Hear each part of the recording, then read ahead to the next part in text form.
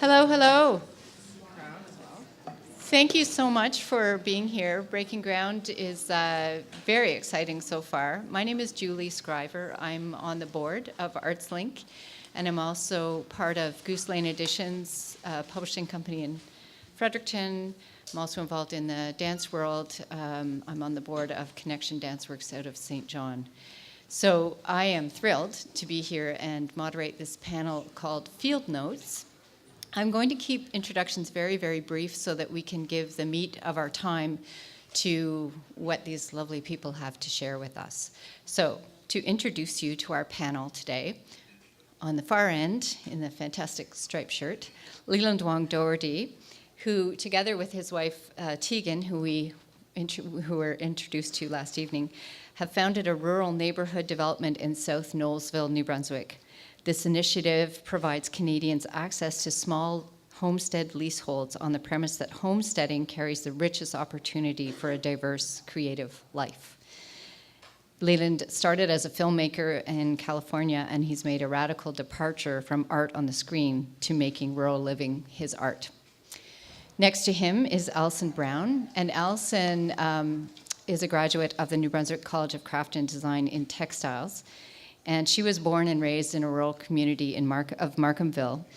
And she, with her sister Amy, they've put their own spin on a plan for an exotic fiber processing mill and adapted and diversified the family farm to build themselves careers in fiber and sustainable farming. In the center is Beth Powning, and Beth is a full-time author. She has many titles to her credit, both nonfiction and fiction, and her latest best-selling novel, A Measure of Light, was called by the Globe and Mail shatteringly exquisite, extraordinary, visceral, and intense. And she is going to speak to us primarily this morning about her experience with community group Slice. And next to her is Zach Melanson, who graduated with a BFA from NSCAD University before heading to the woods for 4 summers planting trees in Ontario and BC. He is the co-founder and communications director of Community Forests International, where he works to share the organization's project and vision with the world. He's also a passionate mycophile, nature lover, and student of permaculture. He lives in Dorchester, New Brunswick, where he is tackling a century-old home and restoring it. Next to him is Peter Powning, partner of Beth Powning, and they live, as I mentioned, in Markhamville. And Peter is an award-winning artist who lives in Markhamville, and in addition to showing his work internationally, he's completed 15 public art commissions in major Canadian cities. He's an active member of the Canadian Cultural Community, former member of ArtsLink New Brunswick, and he's won the Governor-General Bronfman Award in 2006, and in 2014 he received an honorary doctorate with Beth from the University of New Brunswick. So, to our panel, our objective here this morning is for these fantastic people to have a conversation and share some of their experiences with you. So I'm going to give them some pointed questions, and then they're going to share microphones and have at her, and I'll interject as required. So I'd like to start with the question, what comes first? Is it culture or community? Go. And they had advanced prep, so. Oh, yeah. Who's going to be brave and go first? I don't know if this, it is on, okay. Well, I'll just say something quickly about that. This is kind of one of those chicken or egg questions. But when Beth and I moved to Markhamville in 1970, we thought we'd be completely self-sufficient. We wouldn't really need anything other than each other and a few friends and growing our food and heating with wood. So in our case, although we were deeply involved in a community, we didn't know it. And that gradually became apparent, not only that we needed the community, but that it was a really wonderful one. Beth, would you like to? Do you want to say? I think that people are really, it is a chicken and an egg thing, but the people really, for me anyway, personally, seem to make the place, and there's this nice conversation that happens back and forth with the culture and the people, and it's almost the people kind of bring a little bit, and then the culture reinforces it and inspires the people again, and the people kind of come back and forth. But. Well, I think community is a term that you could have a bunch of people who lived in the same place and call it a community, but it wouldn't be the same thing as a community that is informed by culture, and the culture is informed by that particular group of people who are living in that particular place. You can have the two, and if they're not together, neither one is going to grow in the same way. So the two are it's very important that they be connected. And I think in the ways that we've managed to do that, I think that's what we'll probably all be going on to talk about. Cheers. Yeah, I think I'd have to agree with all of the comments so far. Without arts and culture, there's not much of a community, or without a community, there's not much arts and culture. People feed each other, they inspire each other. Living in a community of people helps things grow. So I think it's just kind of a symbiotic relationship that one feeds the other, and so on and so forth. I've really benefited from being in a place that had tops 10 people in our neighborhood, and watched it grow from 150% in the last 10 years. So seeing growth and what that does to the culture of the area, and being welcoming to newcomers to a place that's been really devoid of people, and watching as culture starts to form, and festivals and events starting to make themselves known. So I think there's a unique opportunity being in a rural context that's slowly aging, and trying to make a place for new culture to enter in and mix with what was there prior. Maybe I can have Beth speak specifically about the Slice organization in Sussex and tell us a bit about that, and then we can springboard with that to some of your individual experiences about your own ventures. SLICE stands for Sussex Literary Initiatives and Cultural Events. It is a group of people in Sussex that has no money, no organization, no meetings, no place to meet because we don't meet, but we're a really strong group. I think it started with my first book, The Sea Captain's Wife, and somebody said, oh, we should have a book launch for that. And so the people involved in that, many of them are in the arts and theater program in the high school, and then other people have been involved. And to date, we brought Sally Armstrong down, we did something about bees, we did something about the nature and how the town is connected to nature with Mary Micah. We did, we've done 2 of my book launches. We facilitated the Writers' Federation of New Brunswick. We did something for the centennial of the train station. And here's how,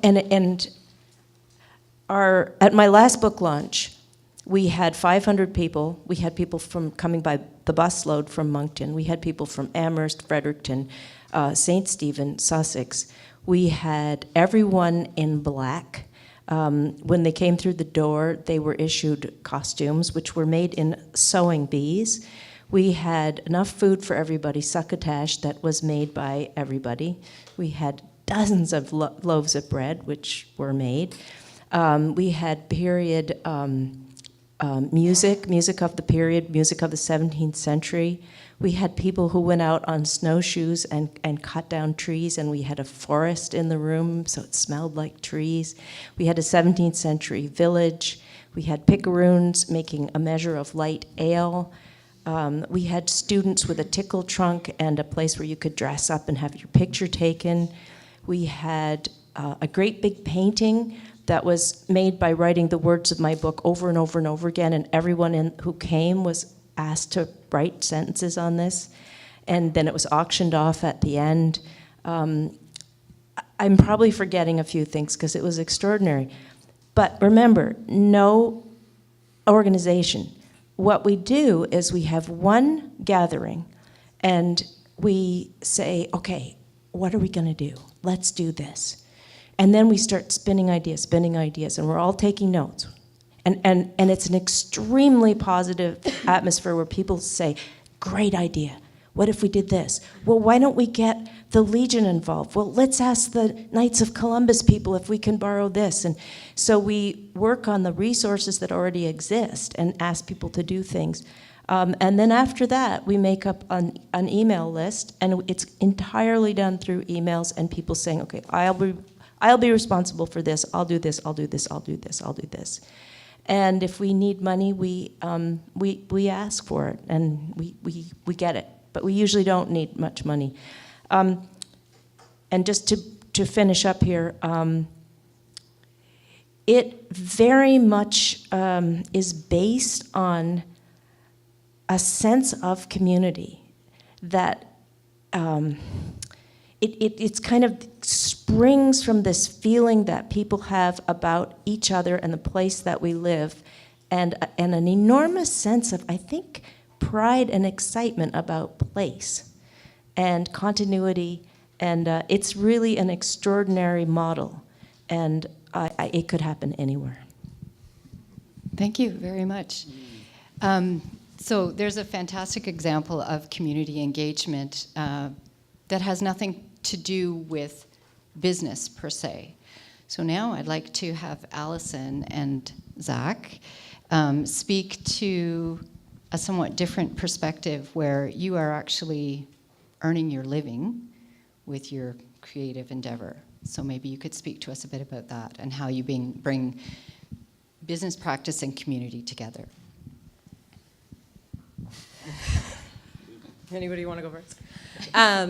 Wow. Well, where to start?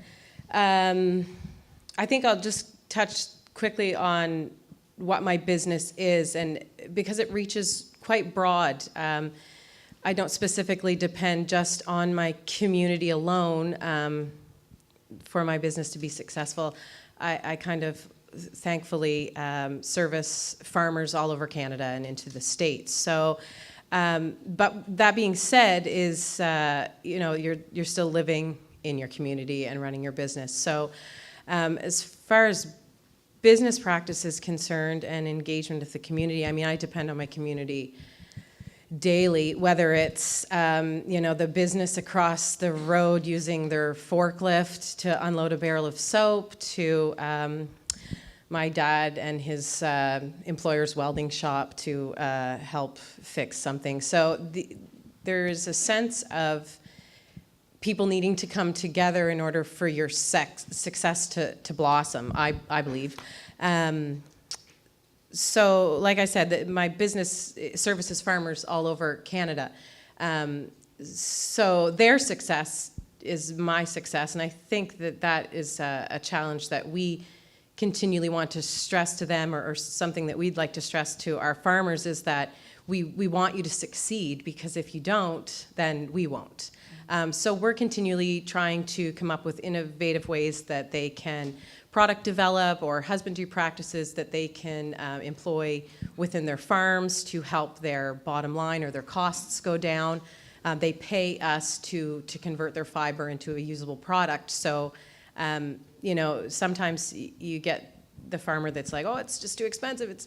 And so we will work with them to try to bring down their costs as much as possible, again, stressing the fact that without their success, we are not successful. And I think that's an important practice in whatever you do, in whatever group or nonprofit or council or anything that you represent or have passion for, is that it's important to know that everybody succeeding will help everyone else to succeed.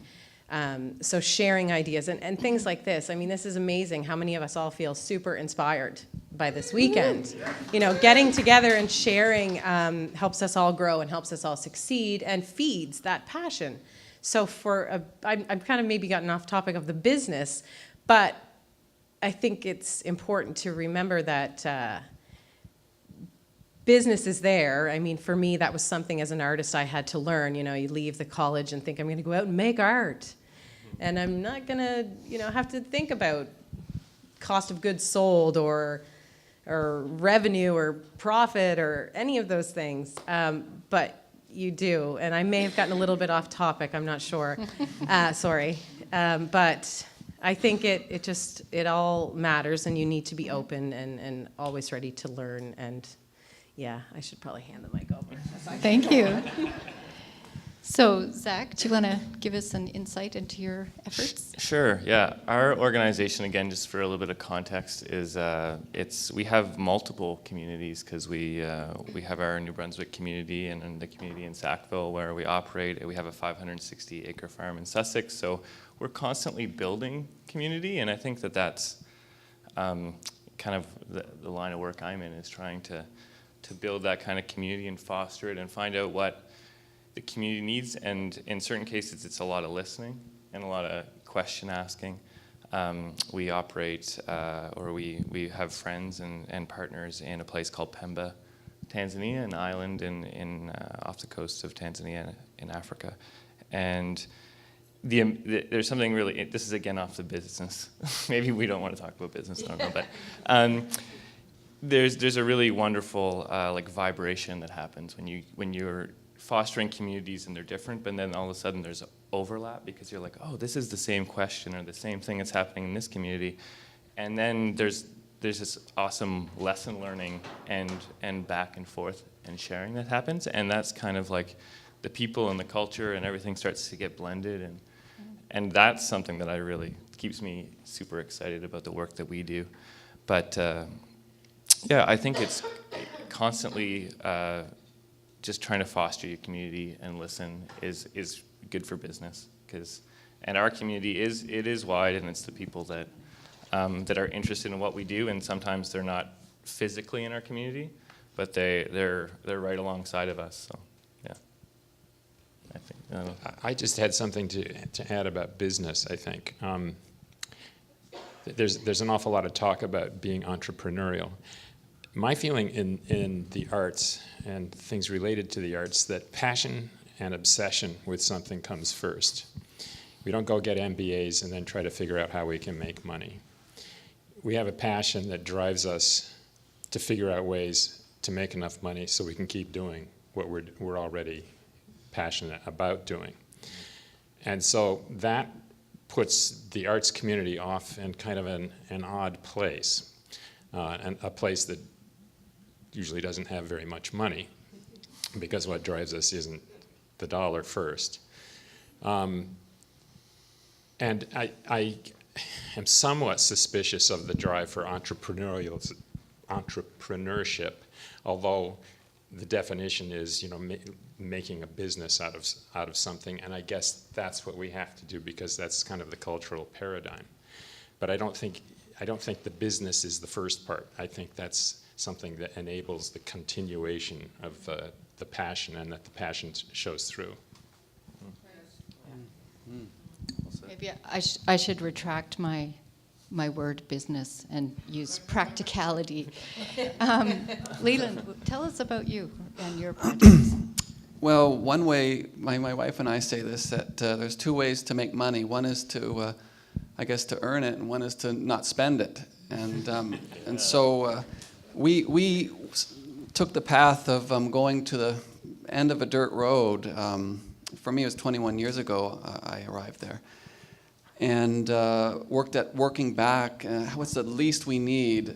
So our home's off-grid, we built it ourselves, we have no mortgage. And I'm a middle-class kid who never imagined I'd be building houses now. I'm building people homes. We put in, I've dug 4 foundations just this year for newcomers. And here I was just this art kid. So I'm using my hands in a way that my parents were both in the arts. And they were scared out of their wits that I was not doing the path of being in academia or whatever they were used to. I was out in the country. My father was just crying. You know, what is he doing? What's my son doing? I've spent thousands to put him through school. And but I launched myself into the organic farming movement because I thought I'm not going to get stuck not knowing how to grow my own food with this world as it is.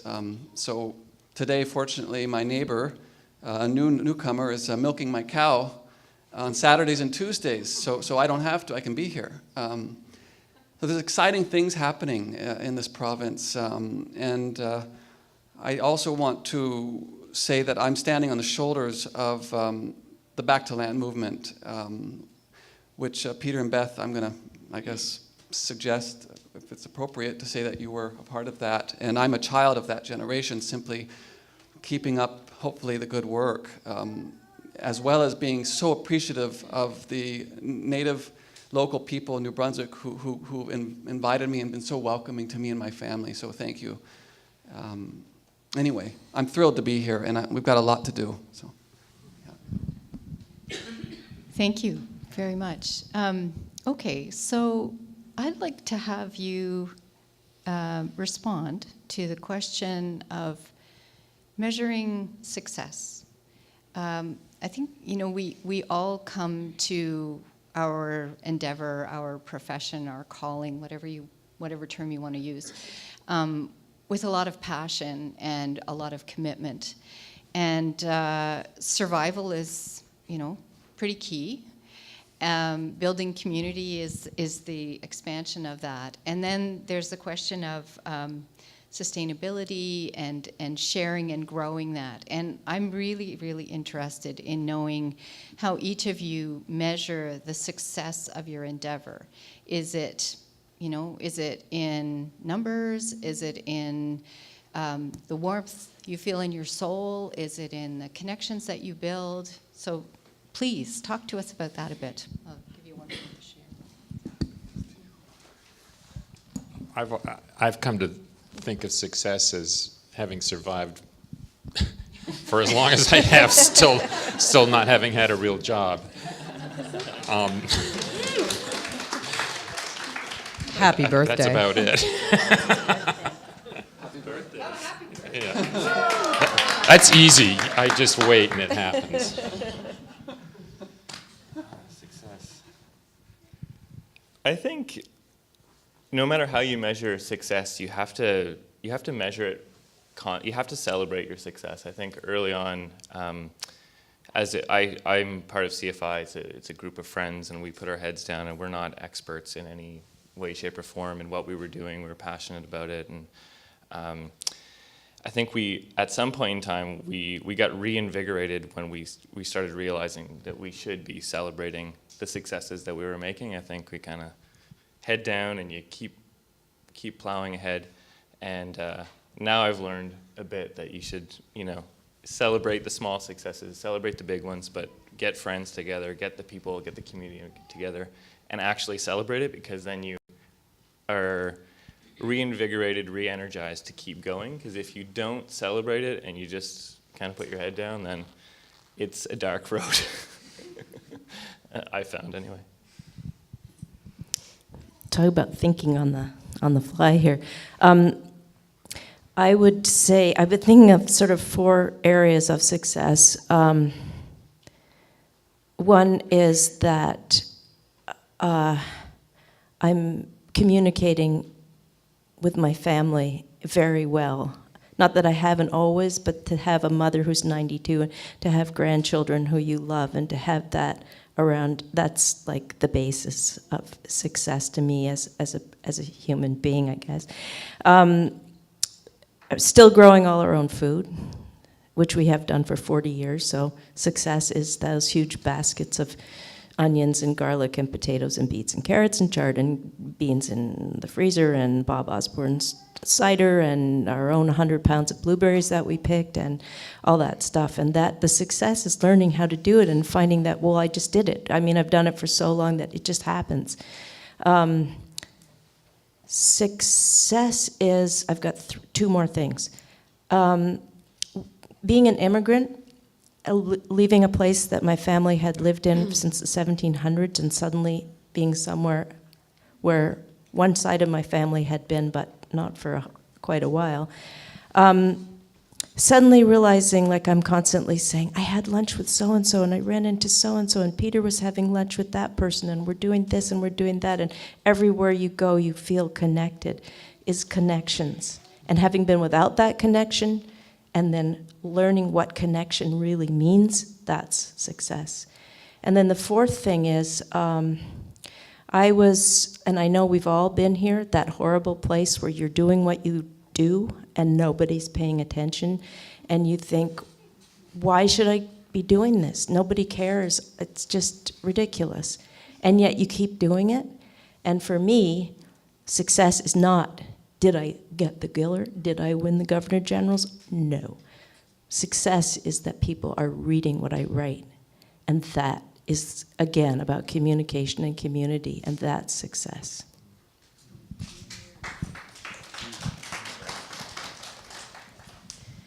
I think that success can be measured in a number of ways. For me personally, I'm getting to do what I love on a regular basis. Some days I don't do what I love, but that's just part of it. And those other days fill me up enough to do the other days.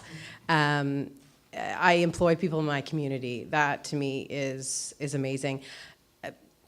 For whatever reason, we employ women only, and that it wasn't chosen that way, but we just happen to. And when we're at full capacity, we have 9 women that have jobs in our community, and that to me is amazing. And they're learning tasks that maybe 5-6 years ago they never would have believed that they would be doing or could do. And they love their jobs. They love the fact that they're learning every day and the fact that they're encouraged and supported. So that to me, seeing them and hearing them talk with pride about their work is a huge success. The fact that I'm now at a point within my business that I take home a paycheck and I feed and help support my family with that. I live in a small community. We have gardens. Animals, and so I'm living what I wanted to do, and I get paid. So that's success. And the fact that I'm supporting something that is sustainable farming. That to me is huge, and kind of we've all spoke on it with the world that we're in. Supporting a practice that is sustainable is so important, whether it's growing your food, whether it's heating your home with solar or wind, whether it's farming a sustainable animal that can clothe you.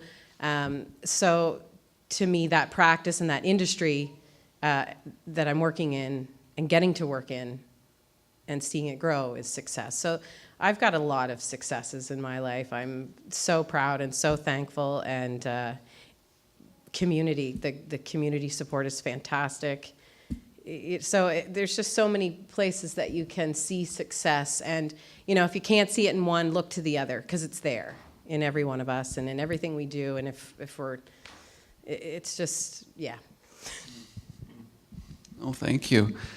I agree with you about looking outside ourselves too and appreciating each other's successes almost as our own, because we get buoyed up. I look out and I see these entrepreneurial activities. I'm here at an arts gathering, but I'm hearing a lot about sustainable, farming practices and such. So there's something, even in the small farmers journal, there's a statement that says something like, we're farmer, artist, pirates or something. And so there's the joining of those 3 words, farmer, artist, pirates, and wanting to appreciate so much these stories that I'm hearing. Also, particularly Natalie's not here, but hearing Natalie speak too, what a gift to hear her. And so my success is, I've been struggling with this word dharma. I have some Buddhist family, I guess, and trying to understand what dharma meant. To me, it was a really beautiful word, but didn't understand it. But later, practically speaking, it means finding what you're good at doing, just doing it. And I'm a placemaker. That's what we've been doing. Tig and I've been being placemakers, and our friends who these Buddhist friends are also placemakers. And so, now that I can step out my door and see children who years ago weren't there, riding their bikes up and down the road, and there's movement that's outside of myself, and I landed there because of Jean Arnold, who was a part of the Back to Land movement. She employed me. I've been employed by Spearville Flour Mill, another Back to Lander. I can mention Winterwood Natural Foods, Cornhill Nursery, and of course they're standing on the shoulders of the agricultural community that was here before them. So we have to give thanks to all these different levels of why we're here, and so I was employed by these people, and now I'm giving my little bit. And my children, I imagine, some of them may engage with this or come back to it. So the success for me has been watching as our very rural neighborhood increases in number, and seeing children starting to populate the roads. And we have to put up signs to slow down the logging truck. But anyway, yeah, that's my success. Thank you so much. So this incites some intrigue for me. One of the things I'm really curious about is, I think for each one of you, there's an element of searching out an away space, an alternative to urban living, an alternative to the sort of consumer culture that we're all immersed in. So you've each found your way in an off-the-grid or small community setting. And as you each succeed in expanding your own practice and growing community around that, and things grow, is there any danger to that in it becoming too big? I want you to argue and dispute. No. Well, I think that's a problem most of us wouldn't mind having. I think the problem is actually trying to engage community with the levels, to engage community and instill the kind of excitement that we feel about things to try to make things grow. And I think one of the common threads through everybody here is they are engaged with their communities, not only with what they do, but beyond that. And we haven't really talked about that too much, and I'm not sure if we're going to. But that's one of the balances that I see as the problem, is trying to keep that balance between the work I think I'm doing and what my passion is about, the volunteer time I put into the community, trying to be sure the community reflects the things I think are important, really. And then I guess that is life. I was going to say and then life, but that's all there's time for. I think we're on a track where we're very growth oriented. We see that New Brunswick has a really huge potential, and we've kind of been, as a young person who stayed and is really passionate about New Brunswick, and to have a group of friends, to be blessed with that stayed, which is just reinforcing staying and doing that kind of thing. I mean, I was speaking with Leland before we came up here, and I think we're on the same page on this one. It's just, Red socks. Yeah, exactly. Check these red socks out.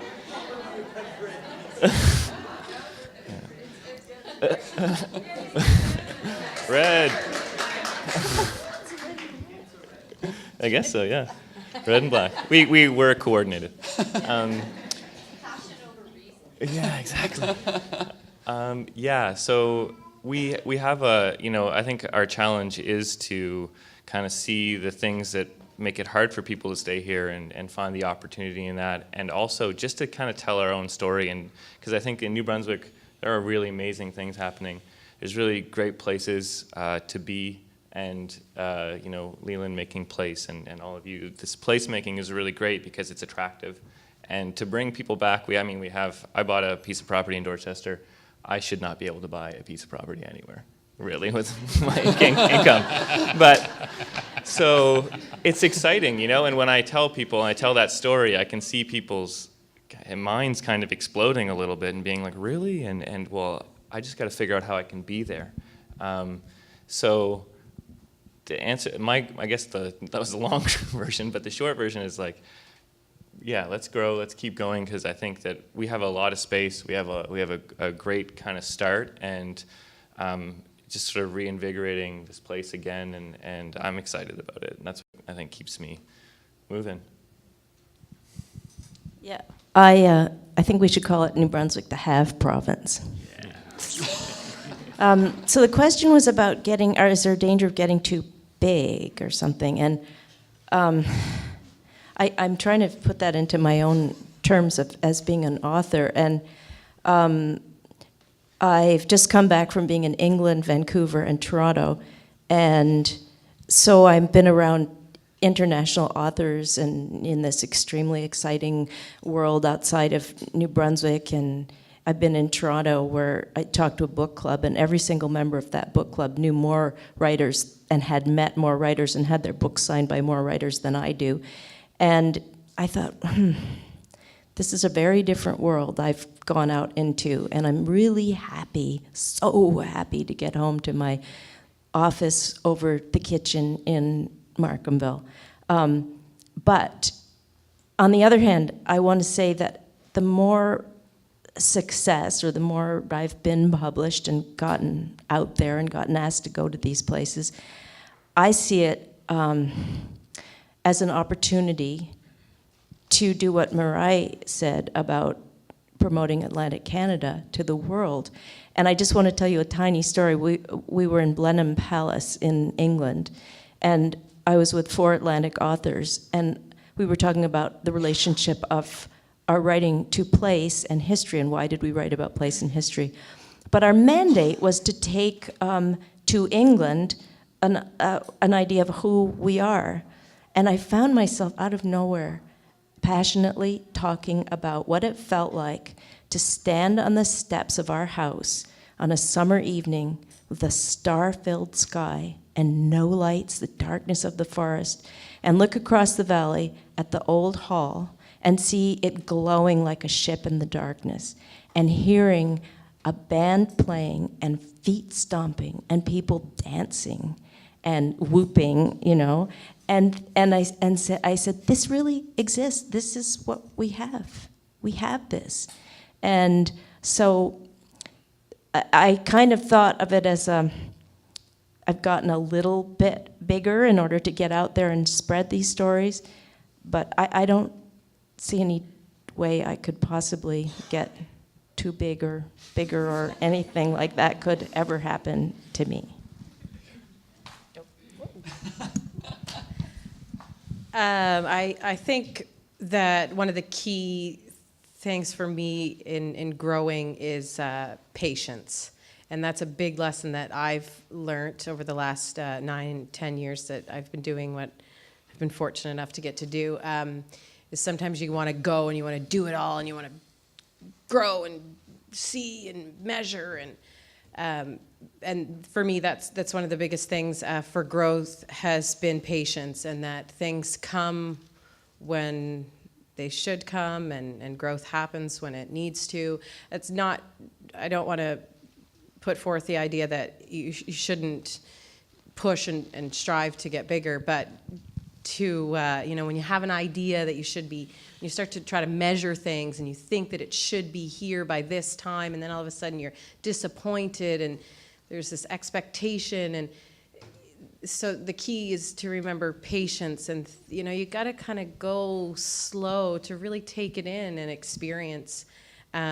So that growth thing and getting bigger, I try to always tell myself, and when I think that I've gotten big enough, or like our business is a good size and we're doing enough, then all of a sudden it's something I start doing, and I don't even realize I started doing this new thing, and I've developed a new area of growth. But so that kind of happens without really knowing, I think. If you're doing what you love, growing and getting bigger just kind of happens naturally. So getting too big isn't a bad thing as long as you're, still living and getting to experience. And I don't think that growth will happen unless you're living, because you need to live. I know, Beth, you spoke of it yesterday a little bit.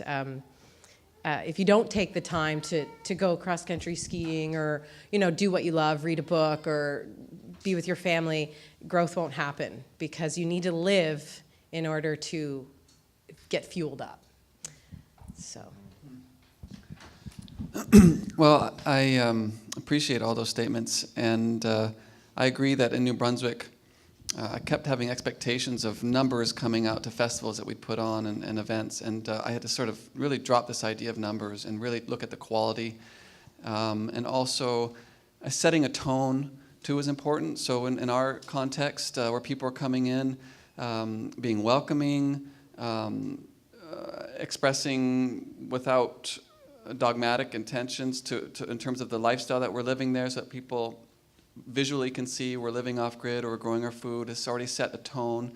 And also watching naturally tree growth over time. Two things I never knew in my life. I'd see people age, including myself, and see trees grow. But after 20 years, I've seen trees grow. And it is a slow, accumulative process. And hearing Natalie speak, she spoke to that very clearly. She said, one person comes out, that's fine. So growing slowly is not a problem. And I no longer get anxious about numbers. It's happening, and it's all good. So anyway, yeah. I have one piece of advice about growing trees. Plant them where you'll want them in 40 years. And not too close together. Yeah, exactly. That's the biggest thing. Thank you very much. That's really insightful. So we're tight on time. This fantastic experience only lasts a day. And I'm trying to keep to a schedule, but I'm hoping that you can hone in on a brief response to this last question. Leland, you've talked about seeing yourself age, watching trees grow. I think in New Brunswick, one of the things that we see is an aging demographic and a very youthful cohort who are committed to building community. And there is a vacancy a bit in the middle. And I'm interested in hearing your thoughts on succession. So for the youngins in the group, where are you thinking in terms of planting seeds for those trees 40 years down the road? And for people who've been at this for 40 years already, how do you see passing the baton? Beth, would you like to start? Hell no. Beth. Okay, we'll let Alyson go first. Oh, gosh. Okay. Ladies first. What was the question? Pass the baton. Are you going to pass the baton? Are you going to Succession. Make them. Well, I guess just, keeping true to that passion in hopes that you're instilling those values in the generation below you. Really, you can't make anybody want to do what you love and want to do. So hoping that they're enough like you. In particular, I'm thinking of my children and my sister's child and wanting, our name is Legacy, and that Legacy Lane, it kind of comes from our past, in that we were very much influenced by generations of our family to continue farming and diversifying, and also to create something that can be left, to support something that can be carried on in hopes that our children will want to carry with it and practice the same types of things that we do. So hopefully, and hopefully people will keep farming and keep making art and keep,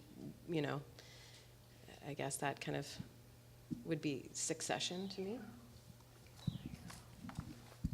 Okay, I had time to gather my thoughts.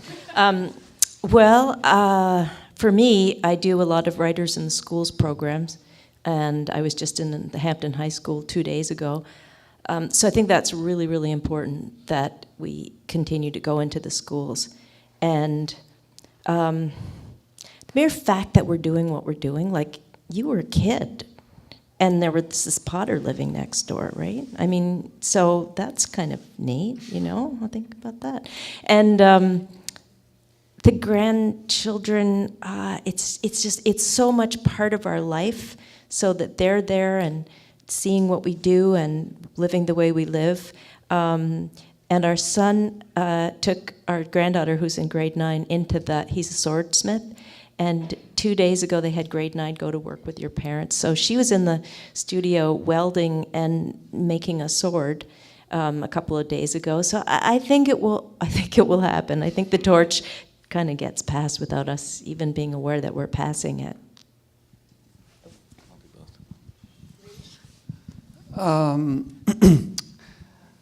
Well, hearing Beth speak about children reminds me on our journeys to develop our community, we went to other communities, and we arrived at a time when the children of the farm in Tennessee, which some of you may be familiar with, were coming back after having said, I'm never going to come back to the farm. What a weird place that was to be raised in.